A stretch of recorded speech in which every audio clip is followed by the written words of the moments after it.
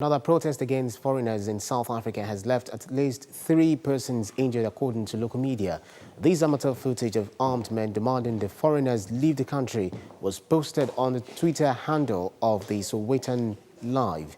The demonstrators marched on the streets with weapons and chanted foreigners must go back to where they came from.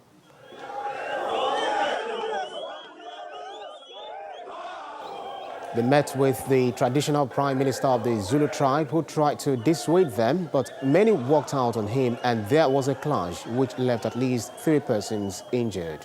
I wanted to talk about the average Nigerian, especially in the wake of this xenophobic attacks in South Africa, and the fact that average Nigerians are, from what I have seen, always curious about other cultures. So if you meet someone who's Togolese or who's Ghanaian or Senegalese or Ethiopian, you want to know more about their culture, about their country. But it doesn't seem like a lot of other African countries. Now, some other African countries are also like us. They're curious about people. Yeah. But many other African countries, I think especially those who face maybe a little bit of oppression, don't like foreigners. True. I don't know what I've the made main that thing observation is. myself. But if you met someone from Niger or Benin or Cameroon, you're just curious. That, okay, so tell me more about your country. Yeah. That's usually the first reaction. So I'm always very surprised when I'm hearing the stories coming out of South Africa.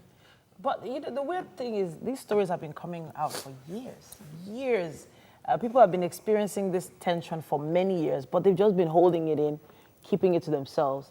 As far back as 2008, 2009, even just visiting, you would feel the tension. I know a group of models there in a modeling agency who used to literally tell me, don't talk to the South African models, they don't like you. And I'm like, I don't understand. I just want to ask, you know, about foods, how I can taste their foods, how I can, you know. They said, no, don't talk to them more, they don't like you. Like, and I just used to wonder why.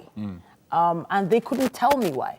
So it's like, there's no actual reason. It just feels like there's something, I don't know. I don't know whether it's the way we're perceived, you know, maybe we're too outgoing, maybe we're too energetic. Their own experience. Because I was talking about, like, for instance, the Nigerian experience, where people of our own. So a lot of Nigerians are entrepreneurs. So we just feel everything is an opportunity. That's what I believe. I don't know what you guys. So think. what many of them claim is that many Nigerians who come to their countries usually engage in nefarious activities, and that is why they don't like them. However, with the advent of the internet, we got to discover that there were some other in-depth things. Say, for example, you know, Nigeria has always been called the giant of Africa. So when you come from the giant of Africa, the females of that area usually flock around the giants, and it's caused a lot of tension in the sense that you see an average Nigerian man, now I'm using this, an average Nigerian man is responsible, he stands up for his woman, he does things that their locals allegedly don't do. And so you see a lot of females flocking there, wanting to settle down, even, you know, moving on from preferring them. And it also applies also for the female. You find out that so many of their men are also like, okay, this lady is entrepreneur. She has the entrepreneurial spirit. She's this, she's that. So it became a case of you're stealing our potential spouses from us. That's one. Then 2, the idea of business. In Nigeria, we are very welcoming. In fact, we prefer foreigners coming in. There's that. I could never understand why, but that mentality exists where we are more welcoming even to foreigners. The environment seems more friendly for foreigners than even our own people. So it's not been a problem for us. But over there, they feel like the foreigners have taken over. But the problem is this. 85% of these businesses they're talking about are not even owned by Africans. They are owned by Caucasians. Which is a problem. And then you're blaming the Africans that are still managing the 12%, of which maybe your people only have 3%. And so it's wonky. I heard that most of the black doctors in South Africa are not South Africans. Yes.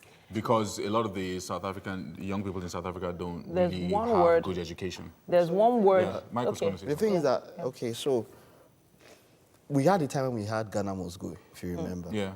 So there are times when no matter where you are, it's the same thing Trump has even been pushing, as big as the US is. Bring jobs back to the US, let's get the US. Yeah. Everybody feels like, okay, so because I'm a native, or this is my locale, I should have preferential treatment when it comes to jobs, and it does happen. So we've had our own case where we But chase Ghana Must Go people was and all of retaliatory, that, though. you know. Ghana started it. Ghana did it to Nigeria first. Ghana asked Nigerians to leave, deported some of us, and Nigeria retaliated. Like in fact, Ghana must have forgotten. It happened like almost 15 years later when the Ghana Must Go thing came about. But so it was actually retaliatory. Was So Ghana this is Must what I Go was trying to say, violent? Ghana Must Go was not The violent. point is that Neither. at one point or the other, where this is one country whereby if you look at it by numbers, we do own a lot of what we have here. Yeah. Maybe at the top we might have some people, but this is one country where we do own quite a lot. Yeah. Now, generally, I would say this is a wake-up call for us. There's something Davido put out there, and he said, if, say, Nigeria don't they, he used pidgin English as he supposed they, waiting we go define for Oh, South. please, I don't buy that. Okay. Everybody So everybody people- goes let around me get the done, let me world. get done, Migration is normal. Let me get done. Yes. I feel like Mike is about to, he was trying to say something. So, you see, the point is, wake-up call for us. We need to get our acts in place. A lot of people that are living, when you go and look at the rate at which people live here, it's like they're running away from a prison.